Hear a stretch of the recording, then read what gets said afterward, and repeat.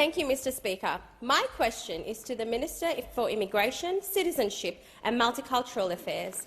How is the Albanese Labor government cleaning up the visa backlog mess left behind by the former government? Great question. Call to the Minister for Immigration, Citizenship and Multicultural Affairs. Thank you, Speaker, and I thank the member for Holt for her question. The outstanding member for Holt, as the Minister for Early Childhood Education reminds me. I thank her for her question and her deep interest in this. And for you, Member for Aston, to find this funny is absolutely extraordinary, because you played a major role in creating this backlog. You played a major role, Member for Aston, in creating this backlog, although, of course, you were not alone. Now, when we arrived in government, because of the failures of the previous government, there were almost 1 million visa applications waiting to be processed.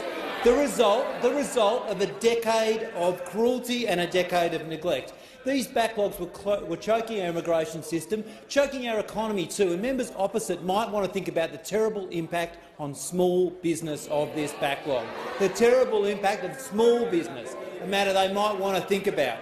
But they should also think about the impact on our society as a multicultural nation. And fixing this mess, everyone should be clear, is an urgent task of this government. And I'm pleased to advise the House that the backlog is now under 740,000, because we have engaged more than 300 new staff working in roles supporting visa processing. More staff are being onboarded. Now, I'm going to be clear. We can't clear this backlog overnight, but we are seeing results. We have seen 3.4 million visas processed, Mr Speaker, 3.4 million visas finalised since the 1st of June, and we are on track to hit our target of 600,000 applications on hand by the end of the year, creating certainty for businesses and certainty for families, because this government understands how important family connections are.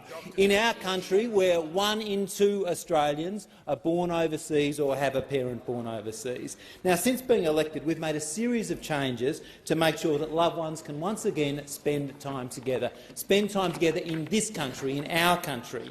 We've streamlined processing policies whilst keeping integrity mechanisms in check. And we will replace Ministerial Direction 80, simplifying the prioritisation system for family visa applications. And I've been made aware, since becoming minister, of numerous applications for partner visas that have been waiting for finalisation since 2013. 10 years that Australian citizens and permanent residents have been separated from their young ones. And in fact, just 2 days ago we finalised a case that had been on the books for 9 years. 9 years of people being separated from their loved ones, including in many cases their children. These are the real human consequences of a decade of neglect.